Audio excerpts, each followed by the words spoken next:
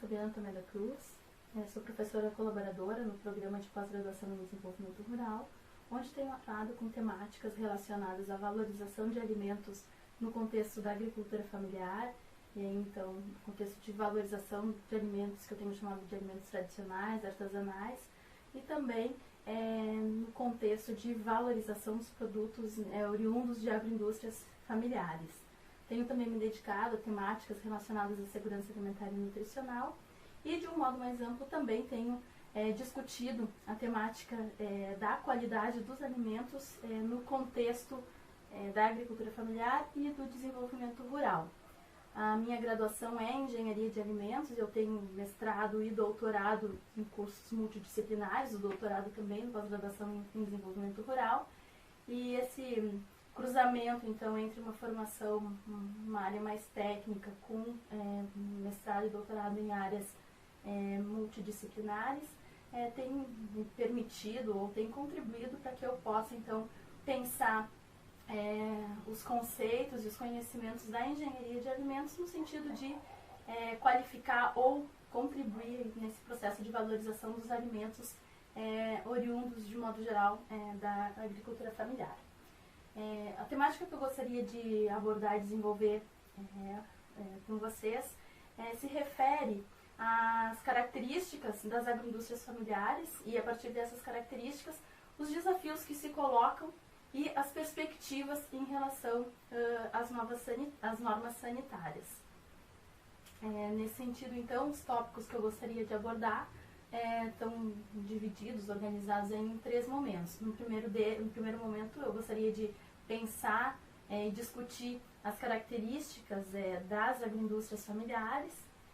No segundo momento, pensar, a partir dessas características, quais são os desafios que se colocam aí para a legalização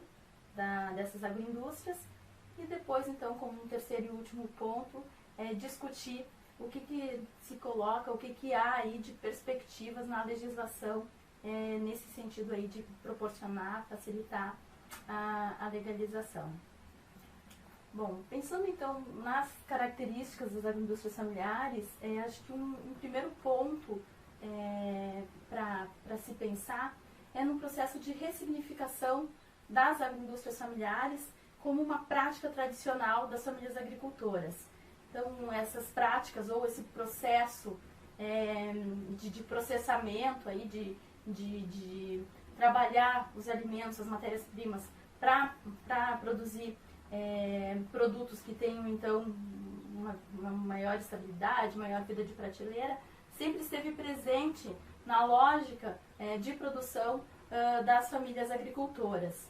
A questão que se coloca, que aí eu diria, principalmente a partir da década de 1990, essas práticas elas passam a ser ressignificadas porque elas deixam, em boa medida, de estar presentes apenas no ambiente doméstico, na cozinha das casas dos agricultores, e aí marcadamente das agricultoras familiares, e passam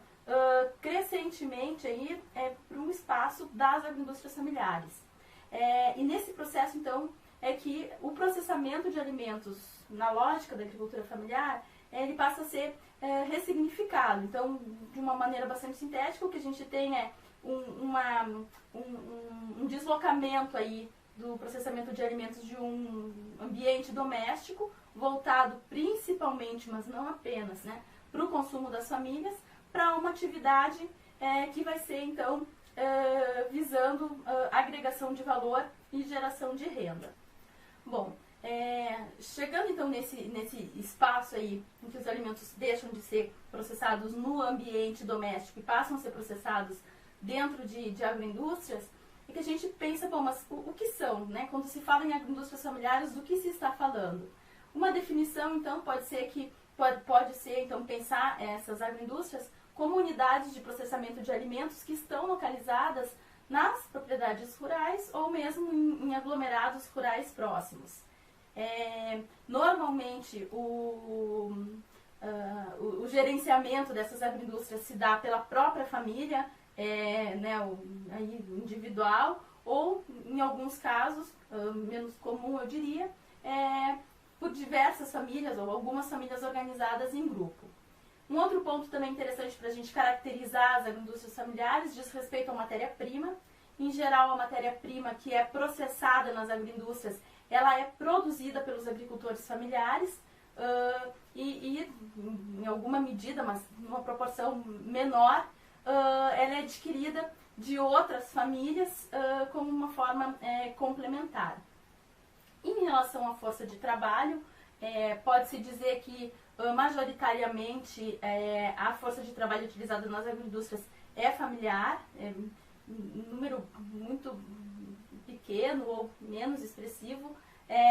então de trabalhadores contratados. E é nesse ambiente então bastante familiar, processando matérias-primas conhecidas, que pode-se dizer que se cria um ambiente favorável à emergência, mas também à continuidade de saberes e práticas tradicionais. Então, mesmo que se fale aí de um deslocamento do ambiente doméstico para o ambiente da agroindústria, o conjunto de conhecimentos, técnicas, utensílios que são manejados e aí utilizados pelas famílias agricultoras, ele vem sendo passado de geração em geração. E sofre, claro, uma adaptação nesse processo aí de sair do ambiente doméstico para a agroindústria, mas eles não se perdem, né? Eles são, eu diria, ajustados aí, repensados a partir da lógica do processamento nas agroindústrias. E nesse ponto é interessante a gente pensar que dessas características aí das agroindústrias familiares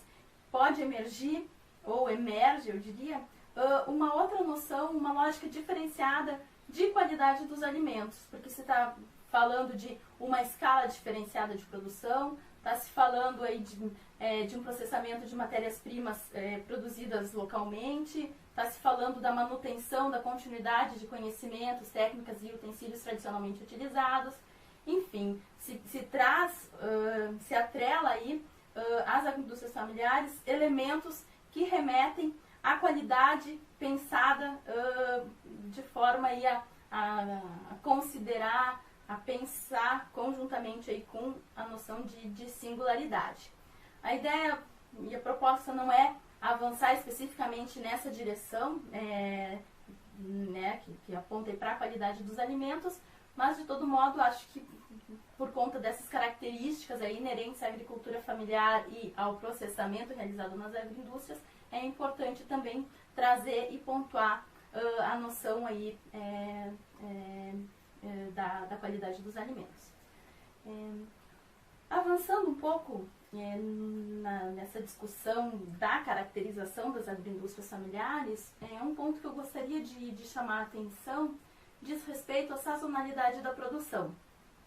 E nesse aspecto é interessante pensar que as agroindústrias familiares, elas se viabilizam se podem ou se conseguem processar diferentes matérias-primas ao longo do ano. Porque o componente sazonalidade é muito importante, já que então, considerando a sazonalidade, que vai se ter a disponibilidade maior de matéria-prima em determinados períodos do ano. E, bom, então, se num período do ano se tem frutas cítricas e se pode, então, processar as frutas cítricas, em outro período do ano, o produto, a matéria-prima, vai ser outro, e aí essas agroindústrias elas precisam se ajustar à disponibilidade dessas matérias-primas. Então, de nada adianta, ou muito pouco efetivo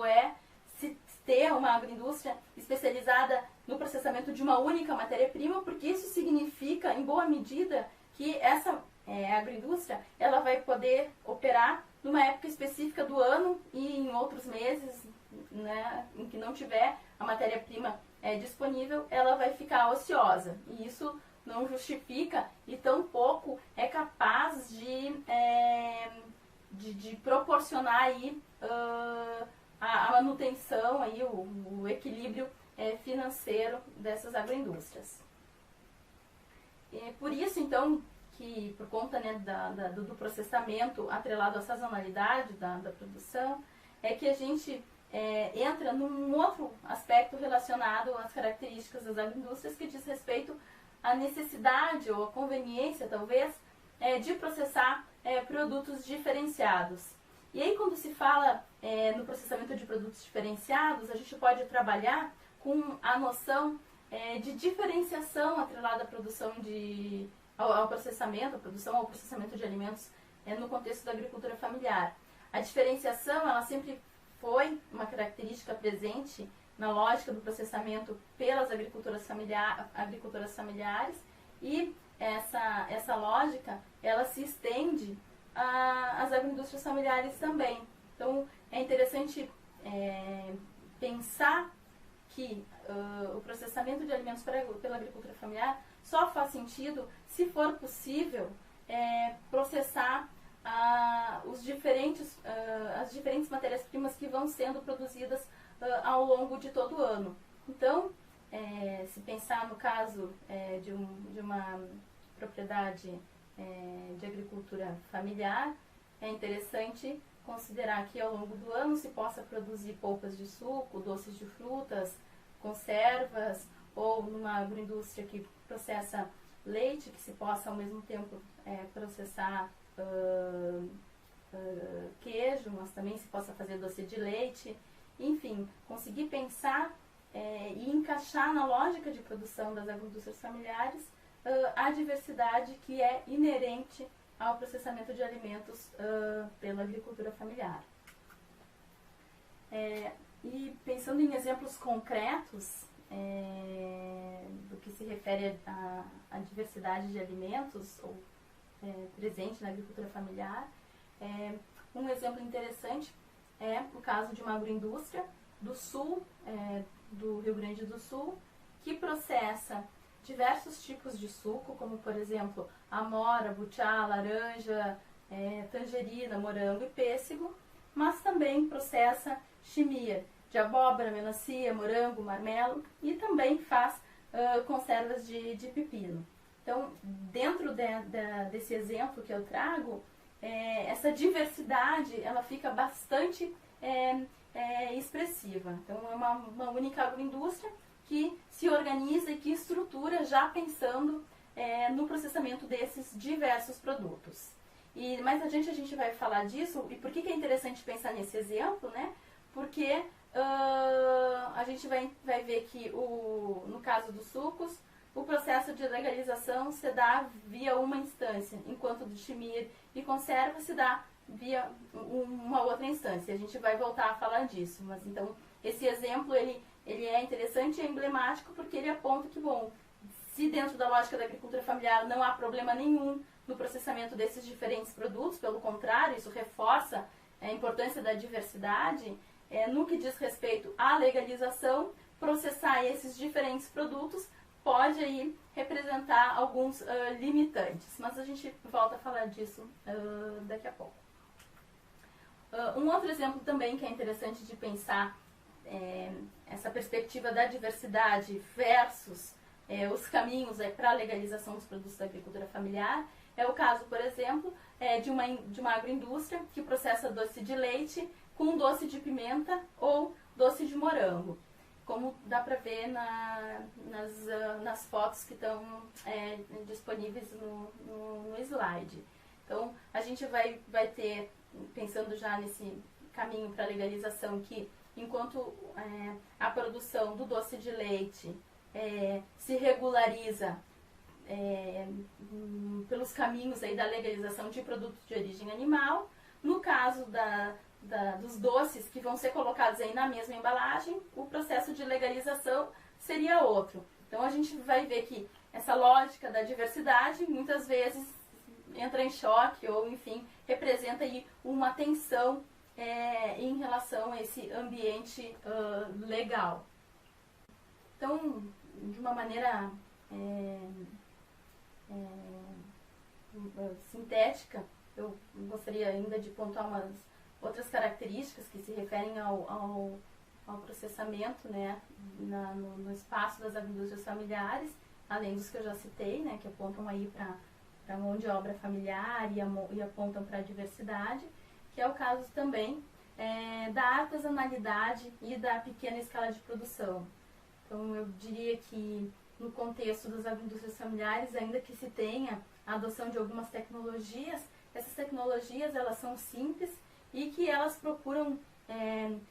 se adequar ou se adaptar de forma a proporcionar aí uma melhor relação em relação ao custo e à quantidade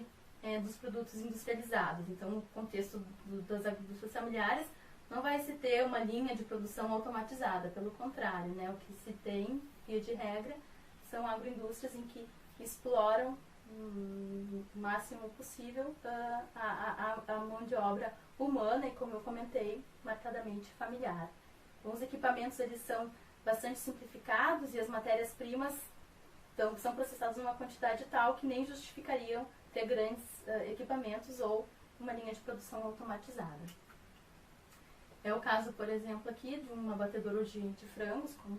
mostro aqui nas imagens, que ainda que tenha alguns equipamentos que facilitam aí o trabalho na linha de produção, todo o trabalho é manual, então depende necessariamente, né, dos envolvidos ali na produção para fazer com que o fluxo durante o processamento funcione do melhor modo possível. Então, marcadamente, todas as etapas elas são manuais. Outro caso também que é interessante para pensar em relação à adoção de tecnologias, né, e nessa artesanalidade vinculada ao processamento, se refere aos derivados do leite, né, que se antes o processamento dos derivados do leite, aí marcadamente os queijos, eram feitos na cozinha de casa, né, em uma panela onde, diria aí, caberiam uns 10 litros de leite, se fazia algum queijinho por dia. A partir do momento em que o processamento sai da cozinha de casa e passa para o espaço das agroindústrias, o que se tem é a adoção de equipamentos com uma escala de produção muito maior. Então se sai da panela que aquecia os 10 litros de leite e se passa para um tanque onde se pode processar até 500 litros de leite por dia, e aí a lógica de processamento, é claro que precisa ser alterada e precisa ser adaptada. Então, na imagem aqui que eu trago no slide, o que se tem é uma agricultora nessa situação de, está começando a processar na agroindústria e fica em dúvida em relação ao modo de operação do equipamento, se está aquecendo como deveria. Então, também eu trago um pouco essa discussão que, sim, tecnologias, ainda que simplificadas, são fundamentais para permitir o aumento de escala e o funcionamento dessas agroindústrias, mas muitas vezes esse passo aí que se dá do processamento no ambiente doméstico para o ambiente da agroindústria gera uma série de dúvidas e uma série de adaptações para que se tenha, então, os produtos da forma como as famílias esperam, ou o mais próximo possível do que elas faziam antes de chegar no espaço das agroindústrias. E aí, nesse sentido, o que se refere, né, às adaptações, os investimentos que são necessários para que os produtos saiam desse ambiente doméstico ou de um espaço de uma produção em pequeníssima escala para um espaço aí já das agroindústrias que requer uma escala um pouco maior de produção. Eu trago o caso do queijo serrano, que é um queijo bastante tradicional, produzido no nordeste do Rio Grande do Sul, nos campos de cima da serra, e nos campos de Santa Catarina, né, ao sul de Santa Catarina, embora sejam estados diferentes, a lógica e os modos de produção desses queijos são bastante semelhantes. Esses queijos, né, o queijo serrano, ele é produzido há mais de 2 séculos nessas regiões. E aí uma discussão que se coloca é que boa parte desse queijo ele é produzido informalmente, é comercializado informalmente. E tem havido nas regiões, né, de produção um trabalho bastante intensivo de estimular a legalização para que esse queijo possa circular sem pressões ou sem riscos de apreensões ou multas, enfim. E o que se tem, então, utilizando um cálculo que um dos produtores de queijo serrano com quem eu conversei fez à época em que eu fiz uma pesquisa sobre esse produto, que foi 2010. Então a gente pode até considerar que os valores que ele usa estão defasados, mas a proporção entre os valores não está, então eu julgo que o exemplo ainda se adapta. Então, para legalizar uma agroindústria para processar o queijo serrano, para que então deixe de ser processado na casa de queijo ou mesmo na cozinha das produtoras e passe a ser processado dentro de uma agroindústria legalizada, o investimento mínimo necessário na época, então em 2010, era R$30 mil. Considerando que os produtores produzem em média 40 ou 80 litros de leite por dia, se tem então uma produção de 4 ou 8 quilos de queijo dia. Naquela época, o queijo estava sendo vendido a R$10 o quilo, então seria 40 ou 80 reais por dia. Considerando então o que se ganha diariamente, aí extrapolando o cálculo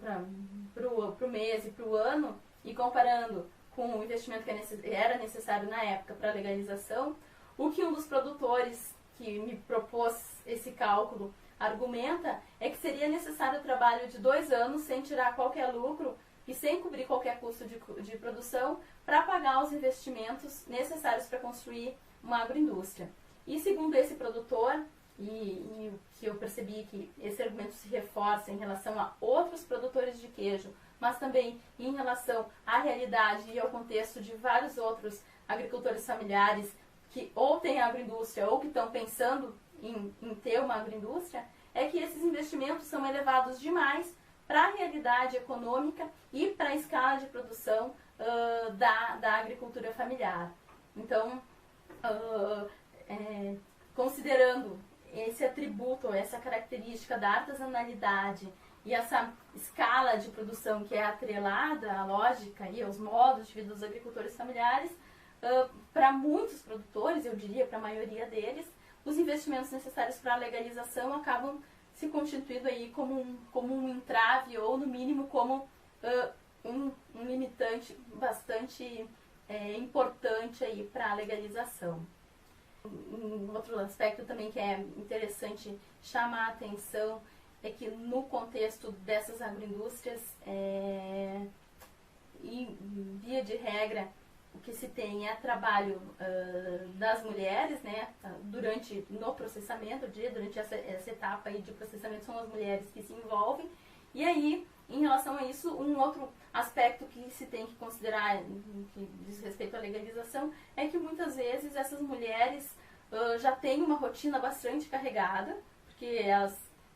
processam os alimentos, mas também elas precisam atender a todas as demandas e exigências de manutenção da própria casa. E com isso, muitas vezes, o que elas argumentam é que ter o compromisso com a agroindústria, que implica necessariamente aumento de escala de produção, gera um extra de trabalho que muitas delas não conseguem responder. Então, por mais que muitas vezes, na realidade da agricultura familiar, tem um estímulo à agroindustrialização, muitas vezes, considerando a realidade das famílias, esse estímulo barra não só nessa questão econômica, mas também na própria disponibilidade de mão de obra e aí especialmente, marcadamente, de mão de obra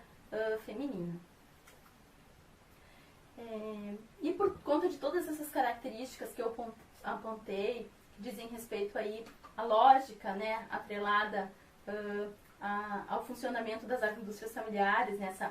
esse deslocamento, essa transição do ambiente doméstico para o ambiente das agroindústrias, a questão da sazonalidade, a questão da diversificação, a questão da tecnificação, eu diria, da artesanalidade e da mão de obra, a regularização não é simples. E com isso, então, o que a gente vai ver é uma série de desafios relacionados à legalização. E para entender esses desafios, acho que um ponto importante é a gente pensar na estrutura da inspeção de alimentos no Brasil. E aí, de uma forma bastante sintética, dá para se considerar que os produtos elaborados a partir de matérias-primas de origem animal, eles podem ser legalizados a partir de 3 instâncias. Os serviços de inspeção municipal, os serviços de inspeção estadual, que em cada estado podem assumir uma nomenclatura diferente de acordo com o departamento ou a coordenadoria responsável por esse serviço, e também o serviço de inspeção federal. Já em relação aos produtos elaborados a partir de matéria-prima de origem vegetal, o registro aí se dá via coordenadorias estaduais de saúde. Essas coordenadorias, elas ficam sob a alçada do Ministério da Saúde, mas são as coordenadorias regionais, então tem no nível estadual, mas também tem regionais e municipais, que ficam responsáveis, e que são, na verdade, responsáveis pela fiscalização dos produtos de origem vegetal e também, durante o processamento, e também elas são responsáveis pela fiscalização na comercialização. E aí, nesse caso, não só pelos produtos de origem vegetal, mas também por todos os outros produtos. Em relação a bebidas não alcoólicas, então entram aí os sucos e as polpas, e também as bebidas alcoólicas e os vinagres, o registro e a fiscalização fica sob responsabilidade direta do Ministério da Agricultura. Então, como a gente pode ver, o sistema aí de inspeção de alimentos do Brasil, ele tem algumas singularidades e algumas especificidades que complexificam o entendimento das instâncias por onde deve ocorrer a legalização de cada tipo de alimento, se de origem vegetal, se de origem animal e se sucos, bebidas e vinagres. E aí, nesse contexto, algumas características que emergem e que se tornam muitas vezes bastante discutidas é que essas exigências, elas são colocadas, ou as exigências, elas presentes aí nos diferentes regulamentos, elas são colocadas por alguns técnicos, mas não são colocadas, não são exigidas por outros. Então, essa variação de acordo com cada técnico que vai interpretar as leis de uma ou de outra forma, gera uma série de inquietações e de dúvidas por parte dos produtores. Afinal, se em um momento a regra e o requisito a ser cumprido era esse e em um outro já não é mais, então em um momento tem que ter uma janela em determinado lugar e em outro já não pode mais, bom, né, a quem seguir? Qual é a regra, afinal de contas? Outra questão e dúvida e que emerge, se coloca aí também como um desafio para a legalização, diz respeito aos sanitários. As leis não são claras quanto ao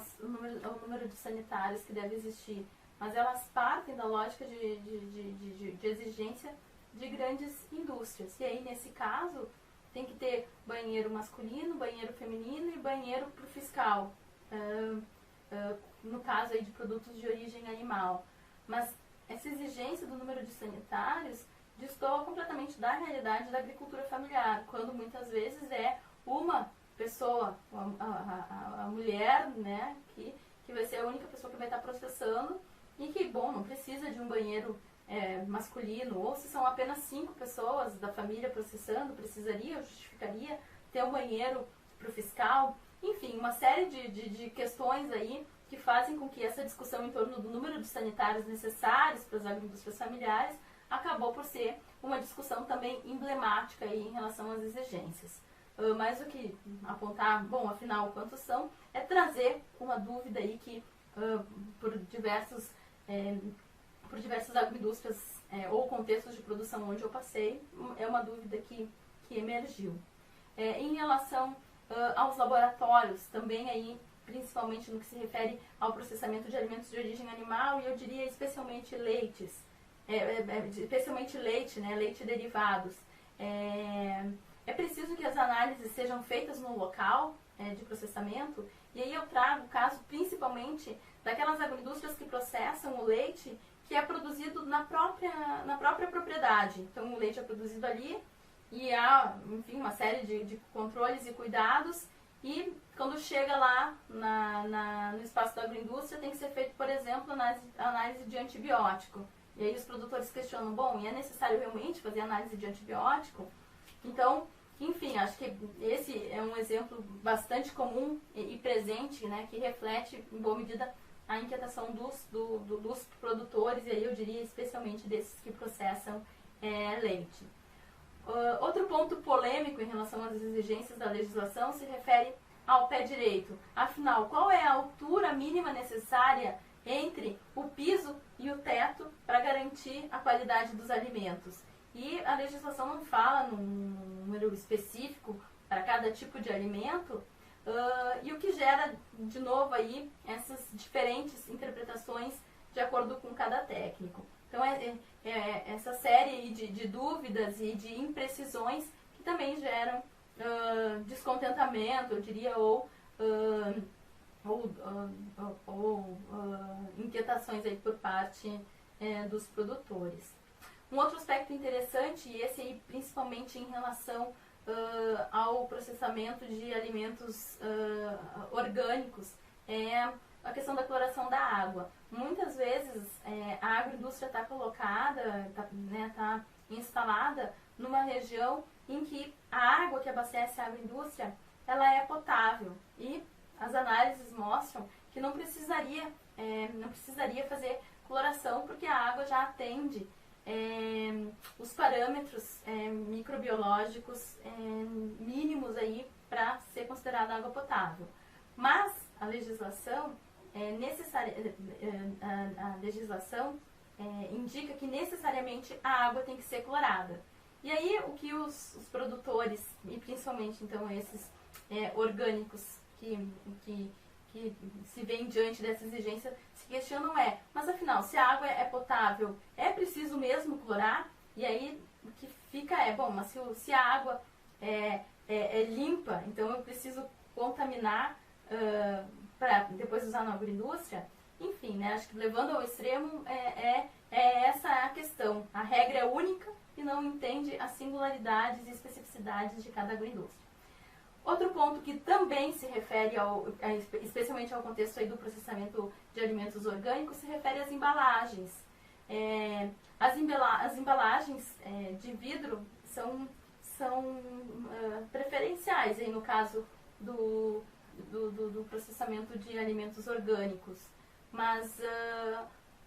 há muitas vezes uma indicação de que esses vidros, as embalagens de vidro de doces, de sucos, não podem ser retornáveis. E qual é a explicação disso? Né? Por que a embalagem ela não pode retornar para o produtor, que faria a higienização dessa embalagem para reutilização? Então são questões que se colocam e que geram insatisfação, inquietação, dúvida por parte dos produtores. E também, um outro exemplo para terminar essa lista de dúvidas que se colocam diante das exigências, diz respeito aos produtos de limpeza. E aí, de novo, principalmente no contexto da produção orgânica. Quais produtos de limpeza são considerados adequados e eficientes? Como utilizar para não contaminar? Quais que são possíveis de utilizar na produção orgânica? Ainda que se tenha uma instrução normativa que aponte quais são os produtos permitidos, no caso da produção orgânica, para vários produtores há dúvidas em relação ao uso de algum deles, se efetivamente eles não poderiam contaminar ou prejudicar aí, a qualidade dos produtos. Enfim, essas são uma série de dúvidas e questões que surgem diante das exigências todas que são colocadas para as agroindústrias familiares, e o que se vê é que, em boa medida, essas exigências elas são colocadas porque elas partem da lógica de produção de grandes indústrias, e o que não se cola, não se adequa à lógica de produção das agroindústrias familiares. No sentido aí, ou numa tentativa de tentar resolver esses impasses, essas dúvidas em relação às exigências da legislação frente à lógica de produção da agricultura familiar, da pequena escala de produção, o que se tem aí colocado em relação à legislação e que vale menção para se pensar em possibilidades aí de proporcionar que um número maior de agricultores familiares possam legalizar os seus empreendimentos, no que diz respeito a uma legislação do Ministério da Saúde, né, da Anvisa, da Agência Nacional de Vigilância Sanitária, a RDC 49, que foi publicada no final de 2013. Também, eu vou falar dela daqui a pouco, também no que diz respeito ao Ministério da Agricultura, Pecuária e Abastecimento, vale menção ao Decreto 8.471 e a Instrução Normativa 16, ambos de 2015. No que se refere especificamente à RDC 49, que foi publicada então em 2013, o que é o diferencial dela? É pensar e propor a inclusão produtiva com segurança sanitária, relacionada a quais atividades? As atividades do microempreendedor individual, ao empreendimento familiar rural e ao empreendimento econômico solidário. O que se pretende com essa RDC? Gerar renda, emprego, trabalho e desenvolvimento socioeconômico, aliado à inclusão social e produtiva, mas sempre na lógica da segurança sanitária. Este é o ponto. E aí, entre uma série de princípios e diretrizes que são apontadas por essa RDC, eu gostaria só de chamar a atenção a alguns aspectos que estão presentes nessa RDC. Essa RDC tem uma versão dela comentada, disponível online,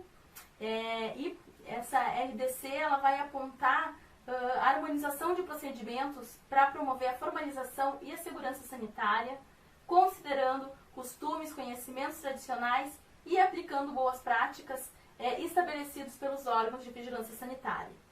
Dentre as diretrizes dessa RDC está presente a proteção à produção artesanal, com o intuito de preservar costumes, hábitos e conhecimentos tradicionais na perspectiva do multiculturalismo dos povos, comunidades tradicionais e agricultores familiares. Essa RDC ainda aponta para um conceito muito interessante que vem sendo explorado, que é a de fiscalização que priorize uma fiscalização orientadora e não punitiva. Então, acho que são aspectos aí interessantes dessa RDC, entre tantos outros, eu escolhi esses, que a colocam aí como um regulamento diferencial e bastante inovador no que diz respeito a perceber e entender que a lógica de produção da agricultura familiar, não só delas, né, porque também está se referindo, como eu comentei, aos microempreendedores individuais e aos empreendimentos da economia solidária, como espaços bastante singulares e específicos de produção e de processamento de alimentos. Bom, e no que tange ao Ministério da Agricultura, Pecuária e Abastecimento, eu gostaria de mencionar o Decreto 8.471, de 2015, que reconhece a agroindustrialização realizada pela agricultura familiar ou equivalente em suas organizações, inclusive quanto às condições estruturais e de controle de processo. Então, o inovador desse decreto é dizer que, reconhece que há diferentes escalas aí de produção, né, que o processamento no âmbito da agricultura familiar, ele se distingue do processamento de uma grande agroindústria. Esse decreto ele também se refere, né,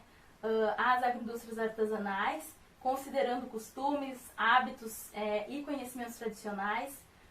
na perspectiva da valorização da diversidade. E vejam, essa palavra diversidade, como eu comentei, é uma palavra que em boa medida expressa a realidade do processamento de alimentos pela agricultura familiar. Também esse decreto se refere ao multiculturalismo dos povos, das comunidades tradicionais e de agricultores familiares. Então, acho que há aí, na mesma direção que a RDC 49 propõe um outro olhar para o processamento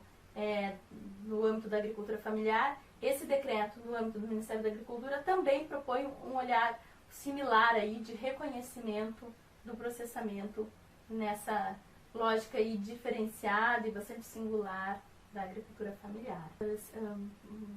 Muito próximo aí temporalmente também foi publicada a Instrução Normativa 16, também no âmbito do Ministério da Agricultura, que se propõe a pensar normas específicas para a inspeção e fiscalização sanitária de produtos de origem animal. E aí o que se tem é que o estabelecimento agroindustrial de pequeno porte, que está processando, né, processa então produtos de origem animal, que seja relacionado a agricultores familiares ou rurais, ele não tem a área útil construída maior do que 250 metros. Então, bom, tendo até 250 metros quadrados de área, se enquadraria dentro dessa categoria aí específica de produção artesanal. Essa instrução normativa, quando publicada, apontou que, bom, publicada essa instrução de caráter genérico, subsequentemente seriam então publicados instruções normativas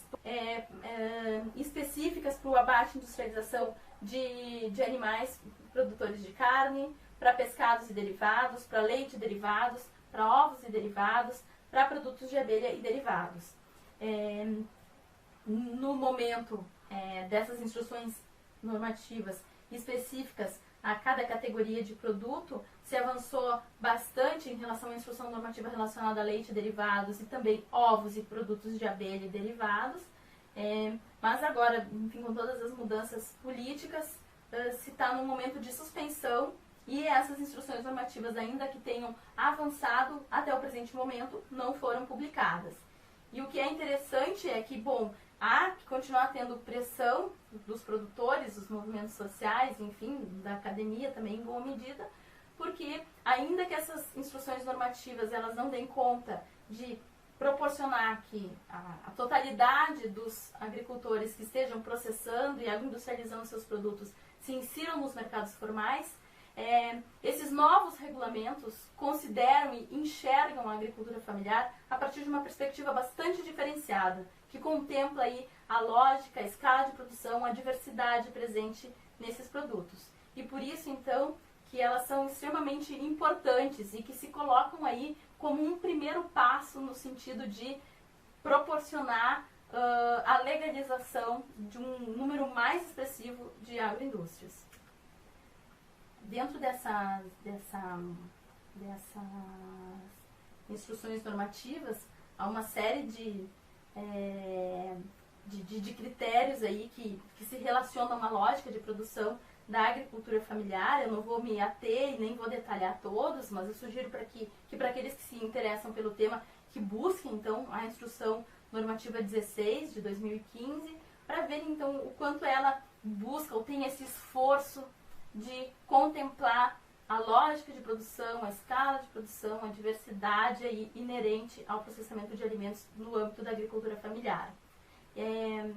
E para fechar, então, essa fala, que começa aí e se alonga muito mais nessa caracterização das agroindústrias familiares, que passa pelos desafios que se colocam aí para o processamento de alimentos no âmbito da agricultura familiar e que se estende até então as perspectivas relacionadas à legalização, à formalização desses empreendimentos familiares.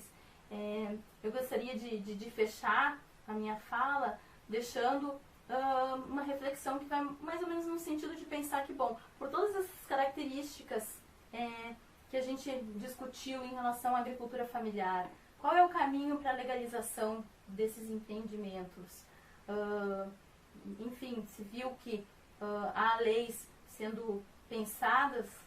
considerando as singularidades da agricultura familiar, e a pergunta é, bom, essas leis são suficientes? Em que medida